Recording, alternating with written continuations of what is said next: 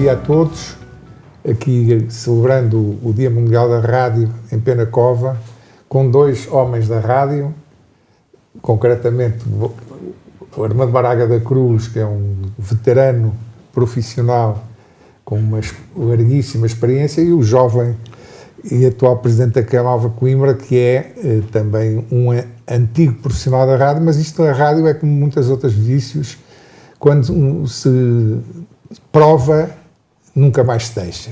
Portanto, tenho a certeza que o Sr. Presidente continua a ser um amante da rádio. E é destes amores pela rádio que vamos falar hoje. Eu justifico a minha presença aqui, eu chamo-me Jorge Castilho, sou jornalista, também com uma ligação à rádio, ligação que começou desde que me conheço, porque na altura a rádio era o grande meio de comunicação social. Eu tenho 76 anos, por isso nasci em 49, e até 57 era a rádio. Eu digo porque 57, foi quando começaram as emissões da televisão, não é? Até aí era a rádio o meio de comunicação social dominante e privilegiado, mais do que os jornais, porque a rádio chegava, como hoje, chega a todo o sítio e vencia todas as agruras. Como recordam-se ainda há pouco tempo, quando foi do apagão, foi a rádio o único meio de comunicação que continuou, de facto, a fazer a ligação entre as pessoas. Bom, já me calo sobre a minha experiência na rádio, depois falarei um pouco mais à frente, se for o caso disso. Passo agora a palavra ao nosso anfitrião que seguramente terá coisas muito interessantes para dizer também sobre a sua ligação à rádio. Muito bom dia ao Jorge e ao Armando Braga da Cruz e àqueles que também nos veem e nos ouvem. Agradeço o convite, bem-vindos a Penacova. Sim, a rádio, como disse, é aquele bichinho que permanece depois para o resto da vida, não é? Hoje em dia eu ainda tenho saudades do cheiro do estúdio, da RDP, onde trabalhei durante muitos anos. Há pouco falava da utilidade da rádio. Ainda há poucos dias vimos a utilidade da rádio. A falta de energia por força da tempestade Christine na zona de Leiria, Marinha Grande. Houve um apagão de energia elétrica e de comunicações móveis e as pessoas orientaram-se pelas informações que vinham pela rádio. Portanto, a rádio continua a ter um papel fundamental. E acho que nunca vai deixar de o ter. Porque, apesar das ameaças no início da década de 80, quando um grupo britânico chamado The Buggles lança o single Video Kill the Radio Star, disseram que a rádio tinha os dias contados, nada disso aconteceu. A rádio continua em força. É claro que se formatou e que mudou muito os seus conteúdos ao longo dos anos, adaptou-se também às novas tendências, mas continua a ser um meio de comunicação fundamental. Eu estou nestas funções hoje em dia, mas com um espírito de missão, porque a minha vontade é voltar um dia a fazer rádio, e posso confessar-lhe uma coisa: lá em casa, no sótão, já tenho um estúdiozinho montado para ir brincando e aliviando o stress das horas em que passo aqui de maior tensão. Portanto, é muito bom falar da rádio, porque continua sempre atual. E aqui à minha frente está um senhor que também me ensinou a fazer algumas coisas em rádio, nomeadamente no desporto, porque na rádio somos todos um bocadinho polivalentes, fazemos um bocadinho de tudo, desde pivô de notícias, a reportagem, etc. Mas eu gostava muito também de desporto e com o Braga da Cruz também tive a oportunidade de fazer muitos relatos da bola na primeira divisão, durante algumas épocas, quando na primeira divisão estava o Beira-Mar, a União de Leiria, a Académica. E, portanto, vivemos muitas tardes de glória na rádio, na Antena 1 e na RDP Centro, na altura RDP Centro, a menina e moça da rádio portuguesa. E, portanto, são momentos muito bons que eu nunca esquecerei. E também agradeço ao Braga da Cruz, na altura, ter-me dado essa oportunidade, porque foi um momento também de eu crescer, porque eu vinha das rádios privadas e encontrei na RDP uma escola de rádio que prevalece até hoje. Muito bem. Armando Braga da Cruz, veterano da rádio, diz tua justiça também relativamente a este Dia Mundial que hoje celebramos. Olha, é um prazer estar aqui, primeiro, porque revi este meu querido amigo, com quem trabalhei, e encontrei-te a ti também, a fazer o pivô desta emissão, em direto, e que não é uma missão fácil, porque falar da rádio para mim é uma coisa que me está no sangue. Eu comecei muito cedo. Eu comecei a fazer rádio, tinha, deixa-me cá ver, 14 anos, 15 anos. Isto era uma brincadeira que eu fazia lá em casa com um rádio que o meu pai tinha comprado e tinha giradiscos. Daí foi um gravador daqueles pequeninos que eu comprei e comecei a fazer brincadeiras lá em casa. É assim que começa. E depois eu entrei por um caminho absolutamente contrário daquilo que viria a acontecer.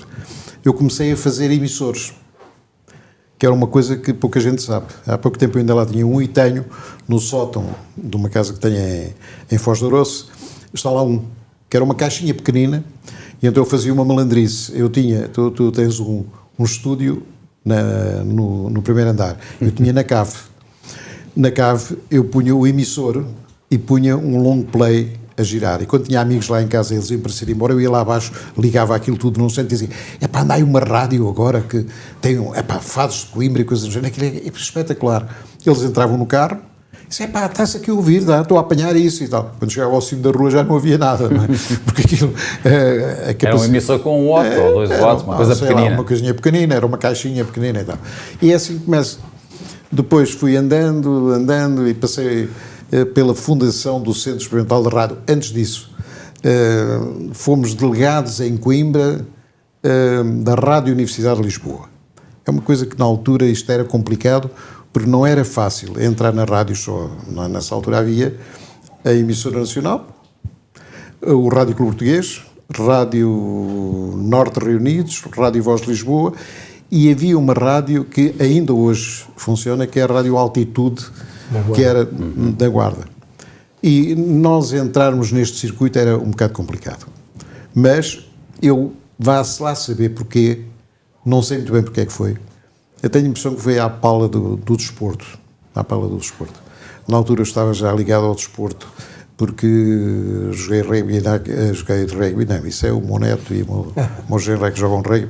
Eu joguei basquetebol na Académica e depois fui treinador e estava muito ligado ao basquete, e quando queriam coisas sobre o basquete perguntavam-me e eu fazia apontamentos disso. Talvez por isso, e depois começa a haver uma concorrência muito grande, porque eu fazia para o Rádio Clube Português, não para a Emissora Nacional. E pronto, isto aconteceu durante uns anos, nós fomos fazendo coisas, fizemos um grupo muito jeitoso e fizemos o Centro Experimental de Rádio da Associação Académica de Coimbra, que depois deu origem à Rádio Universidade. Sim. Foi a sequência, né, natural. Aliás, é a única rádio-escola, não, há 2 em Portugal neste momento a funcionar, uma no Norte, suponho que é em Vila Real, talvez, e é a de Coimbra, e não sei se a rádio em Lisboa ainda funciona também. Havia uma rádio em Lisboa, no qual passaram as melhores vozes da rádio portuguesa. Sim. Desde o Carlos Cruz, o Fialho Gouveia, essa gente toda passou por lá. E eu, na altura, já também não sei explicar, porque a memória já não me explica, que consegui entrar a fazer uns apontamentos para o Rádio Clube Português. E um dia sou convidado a ficar como delegado para a região centro. E passei a fazer concorrência à RDP, a emissora de Coimbra, porque realmente estava um pouco antiquada. Eu fazia mais em meio-dia do que eles faziam durante uma semana, porque eu gostava mesmo de fazer aquilo. E não estou a dizer mal das pessoas que lá estavam, antes pelo contrário, era uma joia de pessoas, desde o Pinho Simões, sei lá, o Álvaro Perdigão e outros.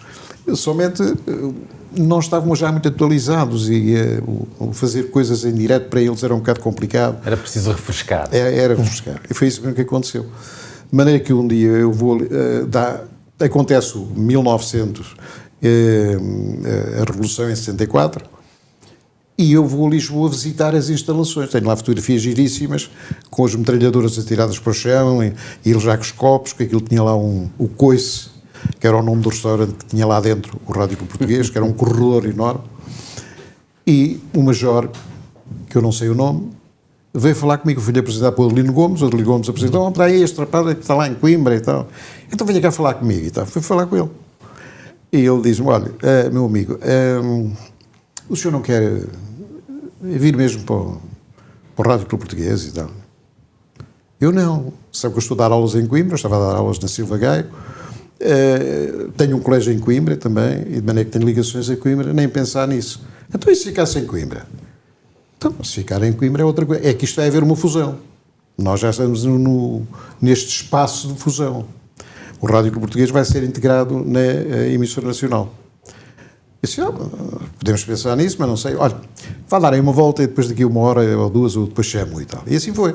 Eu andei por ali a passear, a conversar, a saber novidades.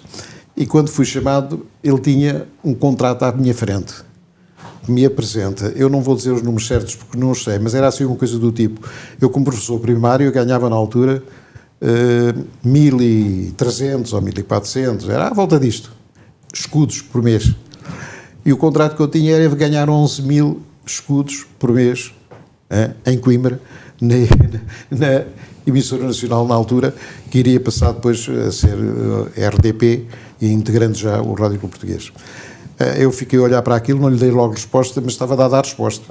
Primeiro ia fazer uma coisa que eu adorava fazer. Segundo, já tinha uma certa experiência disto e fazia. Terceiro, era em Coimbra que eu ia ficar. Daí depois, a grande luta que houve, e quando nós falávamos há pouco de que o Centro Regional do Centro, isto era o nome, passou de ser designado assim porque nós abrangíamos esta zona toda do centro, que foi sendo conquistada. Isso era uma conquista, porque ainda hoje lá estão instalações. Infelizmente, em Coimbra, ao desbarato, aquilo tem lá alguém da televisão, da rádio, tem 2 ou 3 pessoas, que eu saiba, pelo menos. E no resto, em Viseu, na Guarda, na Covilhã, Castelo Branco, Santarém, nós fomos, por ordens de Lisboa, ficando com estas rádios também sob a nossa alçada. Mas espera aí, já retomas o fio da conversa, mas tu falaste aí a seguir ao 25 de Abril. É importante falarmos do que era a rádio antes do 25 de Abril. E sob várias perspectivas. Designadamente o que eram as rádios que transmitiam desde o estrangeiro. Portanto, quer dizer, na comunicação social em Portugal existia, como bem se sabe, a censura, que obviamente também atingia as rádios, não é? Conclusão, havia necessidade de ouvir as rádios que emitiam desde o estrangeiro.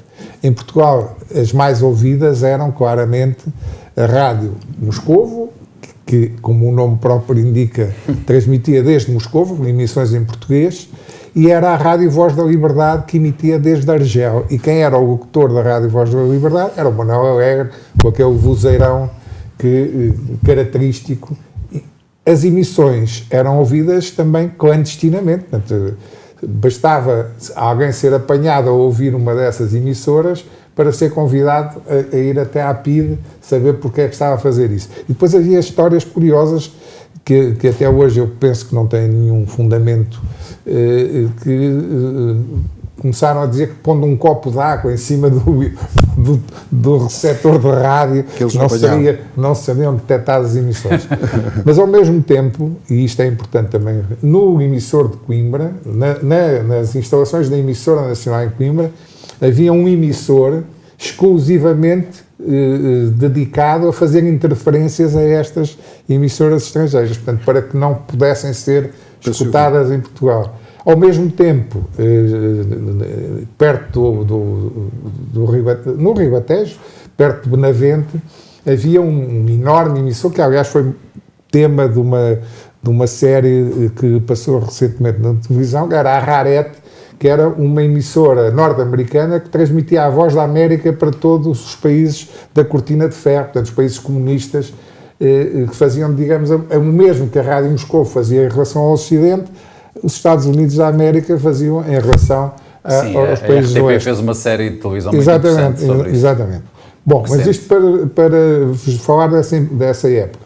Por outro lado, nós estávamos, a partir de 61, a viver uma guerra colonial em 3 frentes, Angola, Moçambique e Guiné, e sobretudo em Angola e Moçambique, que eram, enfim, os territórios mais extensos, a rádio era o meio de comunicação privilegiado, quer utilizado pelas tropas portuguesas, portanto, que fazia emissões direcionadas para as populações originárias daqueles territórios, quer também o contrário, não é? Portanto, havia também emissões dos movimentos de libertação, todos eles tirando partido daquilo que se chamava ação psicológica, não é? Portanto, dizendo quem é que tinha desertado, quantas baixas tinha havido.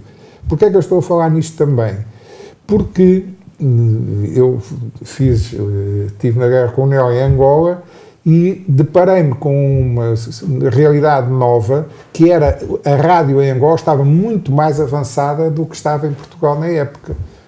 E porquê? Porque, de facto, era o meio privilegiado, portanto, não havia jornais, aquele território 14 vezes maior que Portugal, de facto, era uma imensidão e era a rádio que permitia fazer as comunicações entre todos, não é? Por isso havia excelentes profissionais da rádio, quando se deu o 25 de Abril, vieram para Portugal, muitos deles depois que rapidamente, pelas suas qualidades e por estarem mais habituados a progressos tecnológicos e tal, portanto, tiveram uma influência também positiva. Penso que partilharás dessa minha opinião. Não tanto assim. Não. Ainda bem. Não, porque queremos debater. Não, porque tenho muitos casos daqueles que chegaram cá com uma carta de recomendação do dono do restaurante lá da esquina.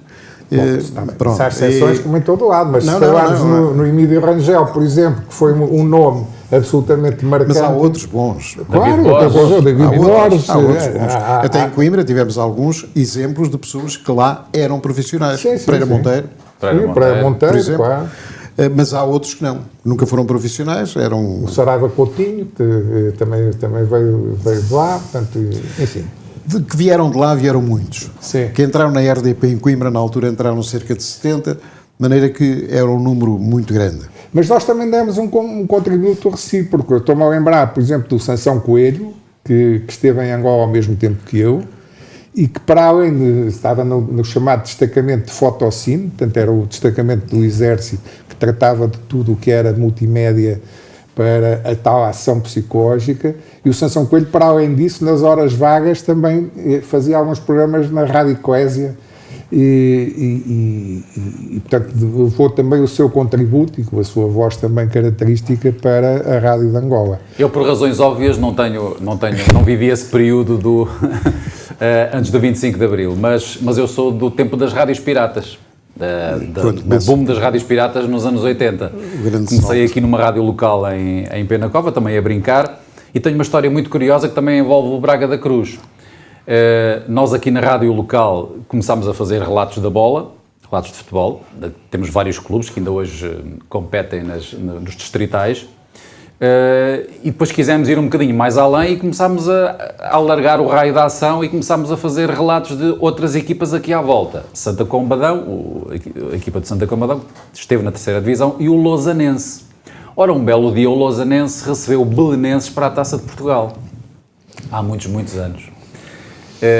E a rádio aqui de Penacova foi à Lausanne fazer o relato, só que o nosso material era muito rudimentar. Levámos uma antena descalibrada, completamente descalibrada, fazíamos relatos com rádios de banda do cidadão, em que colocávamos o canal 20 e depois aparecia alguém no canal 20 a dizer asneiras, impropérios e tal, e o locutor do estúdio pivô tinha que dizer mudem para canal 21, tudo no ar, portanto tudo no ar, amadorismo puro. Mas nesse dia, nessa tarde, no Lausanense Belenenses, assim que nós ligámos o equipamento e a nossa antena ficou a emitir, abafámos todas as outras rádios que estavam a fazer emissão na Lausanne, incluindo a RDP e o Braga da Cruz, que estava lá. Portanto, durante uns momentos estivemos ali, só nós a emitir.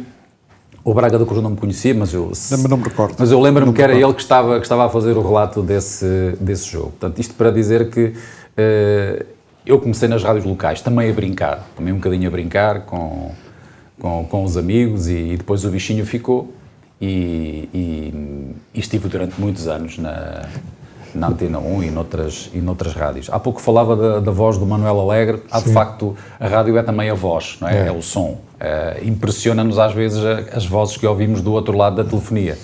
E Manuel Alegre, de facto, é um vozeirão que eu gosto de ouvir. Mas há outra pessoa em Coimbra que eu acho que tem uma voz fantástica para a rádio e nunca fez. ou penso que nunca fez, o ex-presidente da Câmara, Manuel Machado. Sim. Uma voz fantástica que dava para... um belíssimo locutor de rádio. Nunca foi rádio. Mas a propósito das rádios piratas, por um lado, e do futebol por outro, eu vou começar pelo futebol. Havia um colaborador da RDP Centro, que se chamava Manuel Gaspar, que era uma joia de pessoa, mas que não era profissional da rádio. Frequentador do Parque Campismo de Penacova. Exatamente. Muito bem. Que é campeão de natação, campeão nacional de natação pela Académica, mas que era um doente da Académica. E então, quando ia fazer relatos da Académica, as pessoas, mesmo que não fossem da Académica ou que não se interessassem por futebol, gostavam de ouvir o relato, porque ouviam coisas como estas: milhares e milhares de jogadores saltam à bola numa confusão de cabeças. E quando o clube adversário da Académica atacava, ele ai. Portanto, ele sentia aquilo não com profissionalismo, mas de uma forma muito pessoal. Quanto à rádios piratas, de facto, tiveram um papel absolutamente extraordinário. Eu próprio estive também numa rádio, a Rádio Futura. Rádios de proximidade, não é? Exatamente. E tiveram, de facto, um papel muito importante para o aparecimento depois das rádios já legais, não é? Quando foi aberto o concurso para as frequências de rádio. Mas, voltando ainda um pouco mais atrás, à minha juventude, lembro-me de uma rádio célebre, a Rádio Caroline, que transmitia nos Estados Unidos desde um barco, exatamente para não ter problemas legais, portanto, de licenciamento. Exatamente, de licenciamento. Por isso, a rádio foi sempre transgressora no bom sentido, e isso hoje mantém-se. Mas tu retoma a tua história. Só essa do Manuel Gaspar, que eu gosto muito e era muito amigo dele, e ele vinha sempre aqui para o Parque Campismo, e então, a essa altura, nós mudámos a frequência da onda média que tínhamos em Coimbra, que era o emissor da onda média, para um emissor de frequência modulada. E então o Manel ia gravar, e à noite a gente encontrava-se cá, porque ele gravava o apontamento dele, que saía, suponho que a memória, se não me falha, cerca das 12 horas, 12h05, mais coisa, menos coisa. E o Manel dizia-me: não pode ser. Tem que mudar outra vez o emissor. Eu aqui não ouço, eu queria ouvir a minha crónica. O Manel tinha coisas realmente espetaculares. Ele ia fazer, quando eu fazia já relatos na altura, e ele ia fazer os apontamentos para o Diário de Coimbra. E o Diário Popular. O Diário Popular. E também fazia depois para a RDP as anotações. E imaginemos que eu disse que a Académica jogou muito mal, o guarda-redes foi uns frangos e tal, o ponta de lança não estava lá. No dia seguinte, íamos gravar o apontamento de Manuel Gaspar. Excelente exibição de guarda-redes. Ponta de lança, como não há outro em Portugal. Nunca disse mal de um jogador da Académica. Excepcional. Até que um dia eu tive que o chamar. E tive que dizer: Manel, das duas uma, ou sou eu que estou a mentir e nós estamos no mesmo sítio. Os dois a fazer as coisas. O senhor traz os apontamentos, diz que foi tudo muito bom. Tem que... mas é aquilo que eu vejo assim. Pois é, mas eu tenho lá uns óculos novos e tal, porque não é bem assim. Estas coisas do futebol é de paixões. E naturalmente que ainda hoje se nota muito, e cada vez está pior, quando hoje os comentadores de televisão são comentadores de clube. Pois. E então aquilo, os comentadores, é uma coisa esquisita. Eu fui encontrar agora na televisão um comentador que alguém me disse: sensacional, finalmente está lá um rapaz muito bom. O rapaz é um rapaz que era do meu tempo, que foi para Lisboa, para a Antena 1, e mandaram-no, o chefe que estava na altura, pediu-me: tu vais a Leiria, ele vai contigo, que é para tu veres o que é que ele diz que é muito bom. Eu digo: não conhecia o senhor veio, o senhor ainda hoje é a mesma coisa, exatamente, está na mesma, tem muitos mais anos, não é? Bem apraltado, sempre com o seu lencinho e tal. Chegou, nós trabalhávamos tanto como... E sabes disso? Era a mesma coisa que os técnicos, nós ajudávamos a fazer as coisas. Ele pôs-se... Eu é que sou aqui o gajo que mais sabe disto. E então ele fazia uma coisa muito engraçada. Eu fazia um comentário, dizia determinada coisa, e ele a seguir entrava para o comentário e dizia aquilo que eu tinha dito. Como disse o Braga da Cruz, realmente... E hoje, nos comentários na televisão, é exatamente a mesma coisa. Ele faz o mesmo e depois dizem: ele é um gajo muito moderado, porque ele nunca dá opiniões novas, dá opiniões que os outros já deram, que ele vai recolhendo, e é assim. Mas havia realmente grande paixão. E o que tu ias dizer, quando começou a televisão, a rádio vai acabar em Portugal. Sim, dizia-se isso. Nunca acaba, porque nós temos aquelas pessoas que vão de carro, aquelas pessoas que estão a trabalhar de noite, estão sempre a ouvir rádio. É a companhia deles. A companhia deles. Kit de emergência da Proteção Civil inclui vários objetos, entre eles um pequeno rádio de pilhas. Sim. Claro. Portanto, logo aqui se vê a importância que a rádio continua a ter. Não é? Eu dei aulas de jornalismo durante vários anos e uma das máximas que se ensinava aos alunos, e eles aprendiam logo, é que quando havia alguma coisa, algum facto relevante, era a rádio diz, a televisão mostra depois as imagens e no dia seguinte os jornais explicam. Os jornais é que tinham a capacidade realmente de desenvolver. Mas falou-se aqui na importância da voz e isso remete para outra coisa curiosa. Eu fui diretor-geral aqui da TSF, em Coimbra, que abarcava toda esta zona centro, e tínhamos muitos pedidos, como aliás na RDP também havia, muitos pedidos para visitas de estudo das escolas. Eu sempre me opus às visitas de estudo. E porquê? Não porque, como eu próprio dava aulas, até seria alguma coisa que eu gostaria que fizesse, mas era quebrar a magia da rádio. Sim.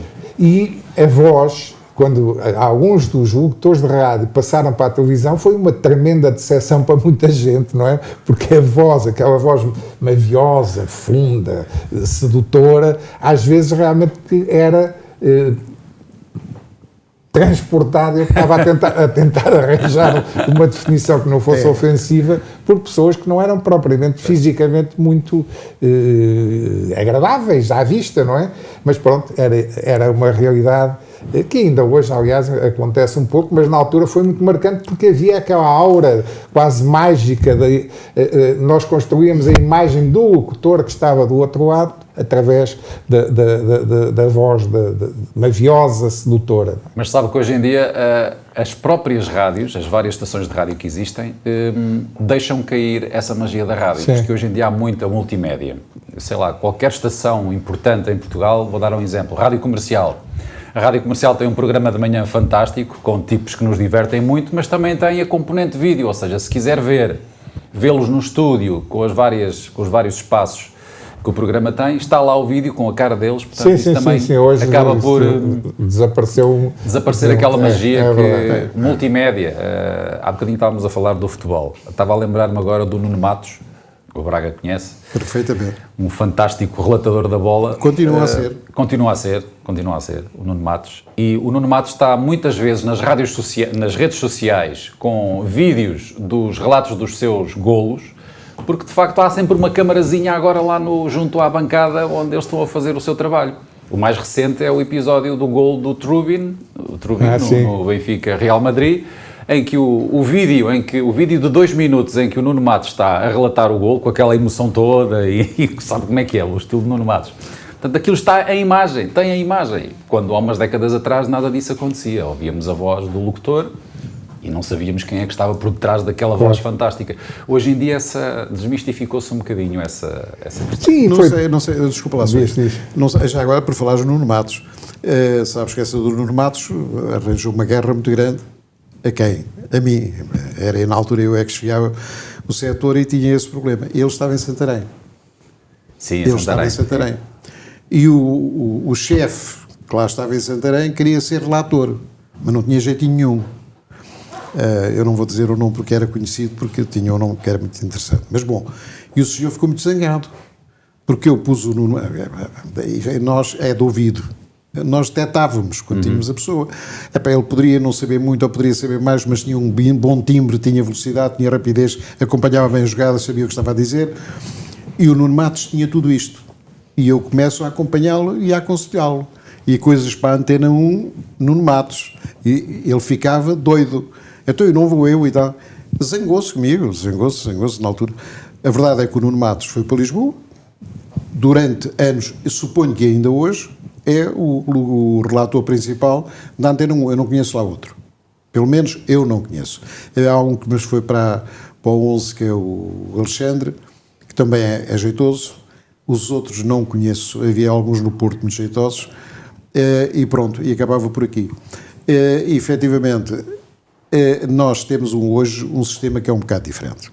Hoje, para ser locutor, tira-se um curso de comunicação. Naquele tempo nós tirávamos um curso diferente. Era um curso de amostragem. O seu telemóvel está a tocar. Isto é um telemóvel, é tal coisa. São as modernices. As modernices. As modernices. As modernices. Isto é uma coisa que não acontecia nos anos 40, 50, 60, 70, o telemóvel 80, que não havia telemóveis. A esta hora, de maneira que vai ligar já outra vez a seguir. Eu, entretanto, vou tentar desligar. Então. Mas dizia eu, se a memória me não falha, que nessa altura nós tínhamos uma coisa que eram os modelos radiofónicos. Eu tive a sorte de sempre ter 2 ou 3 modelos, dos quais até fui depois muito amigo, ainda sou de um deles, o outro já faleceu, Artur Agostinho, o Fernando Correia e outros mais. Estes 2 eu digo porque eles até foram diretores do Clube da Comunicação Social de Coimbra, integraram os órgãos sociais, e o Artur Agostinho era uma figura das tais que nós não entendemos na rádio. Ele não era uma boa voz, antes pelo contrário. E tem uma curiosidade que quem era extrovertido e realmente era a mulher dele, a esposa, eles ficaram muitas vezes em minha casa, e eram realmente um homem de uma educação, mas muito calmo, muito sereno, e até nos relatos, ele não tinha uma voz de relato. Ele era um poder tremendo de comunicação, que é diferente. Enquanto que o Fernando Correia é diferente. O Fernando Correia, que está com 90 anos de idade e continua hoje com a mesma voz que tinha quando tinha 30 ou 25. Sim. Eu conheço há imensos anos que lido com ele, e nós tínhamos modelos, e depois procurávamos, a certa altura tivemos aí um desvio, que foi a imitação dos brasileiros. Porque apareceu um locutor no Porto que era de origem... Gomes Amaro. O seu Amaro. Conheci muito bem. O seu Amaro. Era uma joia pessoa. E continua ainda, hoje Excelente continua pessoa. A fazer coisas no Porto. Eu vi-o a semana passada. Quadrante Norte. Ele foi realmente foi giro, era muito giro, e era novo, era uma novidade. Mas ele manteve-a sempre, e conseguiu depois introduzir este modelo em muita gente que não fazia relatos e que o Mas tentava ele ainda imitar. tinha aquela pronúncia açucarada, não é? Brasileira, e dava ali um toque especial. Manteve sempre, ele mantinha mesmo. Ele nunca quis falar português propriamente dito. Falava brasileiro, que é outra coisa. Há aquela diferença de... E para os relatos é melhor às vezes. É melhor porque nós temos hoje algumas escolas e não há escolas e não há modelos. Porque os jovens, por exemplo, nós em Coimbra temos um exemplo que é da Rádio Universidade. E a Rádio Universidade durante muitos anos foi a escola onde nós, na RDP, fomos buscar muitos jovens. Sim. Muitos jovens. Porque formavam-se lá. Eles tinham escola. Hoje não sei que diabos de escola é que têm, que eu ouço um relato e tenho um bocado, porque os relatos que eles fazem são profissionais. Os relatos é dos jogadores profissionais. Ganham ao fim do mês, recebem daquilo. Eles brincam com aquilo. Brincam. Está bem, é a Rádio Universidade, mas nós antigamente também tínhamos a Rádio Universidade, mas ela não brincava assim com as pessoas. Há coisas que não se pode brincar tanto. Mas aproveitando isso do futebol e da rádio, da evolução tecnológica, há um episódio que eu recordo com frequência, que quando alguns comentadores de rádio passaram para a televisão, concretamente o Alves dos Santos, que era uma figura, enfim... Alves dos Santos. Exatamente. E então, na televisão, ainda a preto e branco, surgiu pela primeira vez o replay, portanto, dos gols, das jogadas e tal. A primeira vez que o replay é utilizado numa transmissão, já não lembro o jogo, há um gol, portanto, o Alves dos Santos relata o gol e logo a seguir dão o replay e o Alves dos Santos começa a relatar o gol. Senhores espectadores, parece tirado a papel químico, novamente o mesmo jogador a marcar a mesma jogada. Era a mesma jogada e ele não se tinha apercebido disso. Bom, não. Mas é isto para falar da evolução tecnológica. A evolução tecnológica foi a melhor coisa que podia acontecer. Efetivamente falava-se muito nisso, mas nós não sabíamos o que é que era. Porque, naturalmente, toda a gente sabe isso. Eu ainda apanhei a fase da bobina. Da bobina e do corte e cosse, que era cortado, a palavrinha, a palavra que lá estava mais, tinha que se cortar a fita. Que tinha que se emendar. E às vezes estava meia hora para cortar aquilo certinho. Então, aquilo era um problema. Hoje, no computador, é 10 segundos. Já está. Isto foi uma evolução tremenda, tecnicamente e tecnologicamente. Então, nós evoluímos. Hoje, as emissões que fazem via net é uma qualidade Hoje faz rádio com um laptop. Laptop e um microfone. E está tudo feito. Monta uma estação na rádio. Está tudo feito. Nós não falámos ainda aqui de um outro aspecto que hoje, enfim, quase desapareceu, mas que são os radioamadores. Os radioamadores que tinham, em situações de catástrofe, então, tinham uma importância absolutamente extraordinária. Banda não é? de cidadão continua a ter. Nem mais. Mas, uma das coisas muito curiosas é que todos eles, e em Coimbra havia vários, havia o Filipino Simões, o Corpo mas continua a haver um então, faziam questão de ir cada vez mais longe e depois recebiam, havia uns postais do outro lado do mundo. Exatamente, que mandavam do outro lado do mundo, mas muitas catástrofes houve em que a assistência chegou exatamente graças aos radioamadores. Hoje é com a internet. Procuramos chegar o mais longe possível. E agora há dias eu tinha lá, como sinaliza, aquelas coisas ficam todas sinalizadas, eu estava a ver aquilo, onde é que a gente tinha chegado, a um programa qualquer. E a essa altura vejo na Malásia. Alguém nos tinha estado a ouvir na Malásia. E eu vim a saber, passado uns meses, quem era. Numa conversa, esteve em Coimbra comigo o Rocha Diniz, o Rocha Diniz, que é jornalista, estava em Macau, casou com uma tailandesa. Mongol. E estava lá. Exatamente. E estava lá a passar uns dias. E resolveu ouvir na internet. Foi ele que ouviu. Quer dizer, alguém que estava lá, mas hoje isto é fácil. Hoje isto, pronto. Onde é que alguma vez se pensava uma coisa dessas? Nós, para termos o som de retorno em alguns sítios, ou tínhamos... Complicado. Então não era complicado, era complicadíssimo. Mas estamos aqui em Penacova, eu vou recordar mais uma situação curiosa e que mostra a importância também das alturas. A determinada altura a TSF tinha, entre Coimbra e Porto, instalou fibra óptica. E havia a ideia de criar a tal rede nacional de rádios, aglutinando as várias rádios locais. Então era necessário encontrar um sítio onde se captasse a emissão vinda de Lisboa. E andámos, eu e o João Guedes, andámos por estas serras todas à procura de um sítio com o João Guedes com o receptor na mão e conseguimos encontrar na Serra do Roxo. O Roxo, que é um sítio alto. Na Serra do Roxo. E então a emissão de Lisboa era captada ali. Alugámos um sótão de uma casa para ter ali um retransmissor que ia para os nossos estúdios, que na altura eram onde é hoje o Avenida, que é o edifício Avenida, e daí então é que se conseguia fazer a integração para o norte do país. Portanto, durante anos foi assim que se conseguiu. Aqui em Penacova havia um senhor que era um radioamador apaixonado das bombas de gasolina junto à ponte. Penso que ainda é o Humberto Pereirinha. Sim. E ele, pronto, eu tive conhecimento disso e fui lá falar com ele, porque eu também era radioamador na altura, também tinha um aparelho daquele, e eu fazia os contactos e à noite comecei a apanhá-lo. E então encontramos e falávamos dessas coisas. É interessante. Eles têm uma paixão por aquilo tremenda. Sim. Ainda há por aqui alguns e alguns distinguem-se pela antena que trazem no capô do carro, aquela antena de imã. E tem dias marcados para conversar com pessoas do outro lado. Isto na rádio o tempo também avança e nós, já que estamos a conversar há muito tempo, vamos mais uns minutos e eu desafiava-vos a contarem algum episódio que vos tenha marcado em termos de rádio, portanto, em termos pessoais ou profissionais ou de outra natureza, que achem que vale a pena divulgar junto dos mais jovens que nos ouvem. Ai, tantas histórias.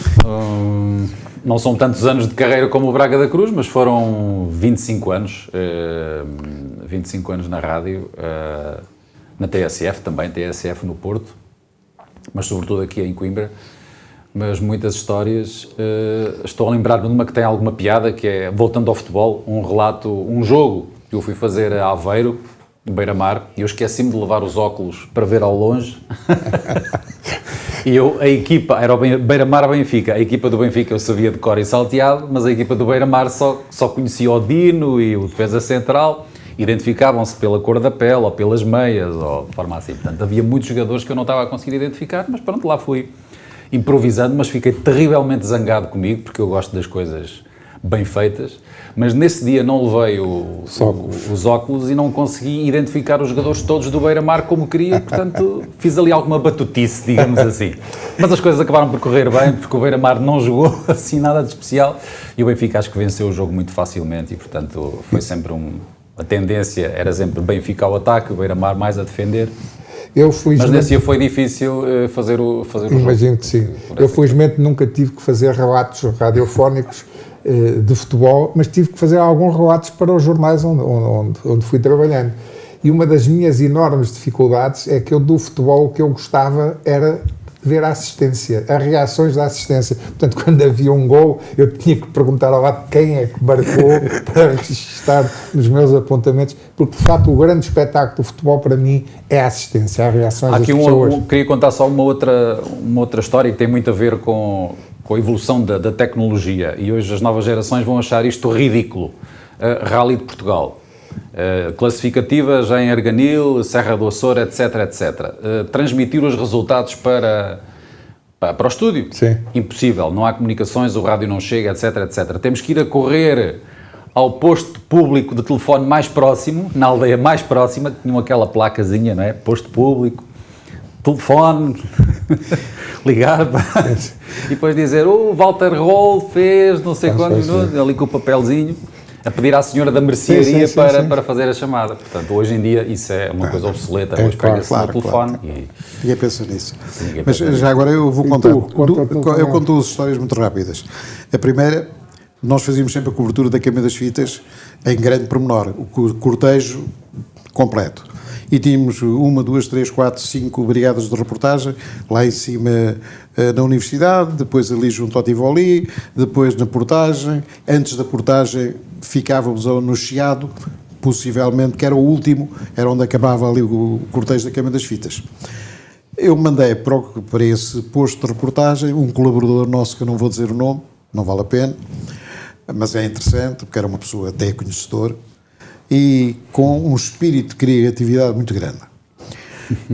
E nós fomos fechando a emissão, eu é que estava a fazer a coordenação, e fui fechando os postos, lá em cima já não havia ninguém, os carros já tinham passado na Sá da Bandeira, etc, etc, até que, isto já era tarde, quando está a terminar, e é o último posto para fechar, é o do Chiado, com esse repórter, que faz uma reportagem mais ou menos deste tipo. Olha quem eu aqui tenho junto a mim, um senhor velho, fitado desta terra, e ele veio com ele, vem a esposa também, que estudou na Universidade de Coimbra, não quer falar, pois não quer. E tem aqui a neta, com certeza, também é aluna da Universidade de Coimbra. Não é preciso dizer, eu já vi que sim, que é. E é tudo assim. Isto acaba, vem embora, chegam aos estudos e digo assim, meu amigo, o senhor não tinha ninguém consigo, pois não. Não tinha lá ninguém. Ele inventou totalmente a intervenção, dando a voz às pessoas que não falavam, elas não estavam lá. Esta realmente é gira. O improviso também faz parte. Claro que sim. Faz parte. E tenho uma outra muito gira, com uma figura também carismática de Coimbra, que toda a gente conhecia, que era repórter fotográfico, o Formidável. E o Formidável era muito surdo, não ouvia nada. De maneira que tinha um problema, não tinha problema nenhum. Se lhe dissesse, sei lá o que fosse, ele fazia o que lhe apetecia. Eu fui fazer o Rússia-Portugal, que nós perdemos e bem, no Estádio Olímpico. E então nós tivemos Rússia, atenção, estamos na Rússia. E aquilo teve que ser com antecedência, tivemos que ir levantar as credenciais, tivemos que fazer a requisição, aquilo era complicado. E nós falámos-lhe, ele, lá, já, está bem, pronto, ele depois disso. Conclusão, no dia do jogo, chegámos à porta e o único que não tem credencial para entrar é o Formidável. Bom, mas olha, agora desenrasca-te, não há hipótese nenhuma, a gente não pode fazer nada.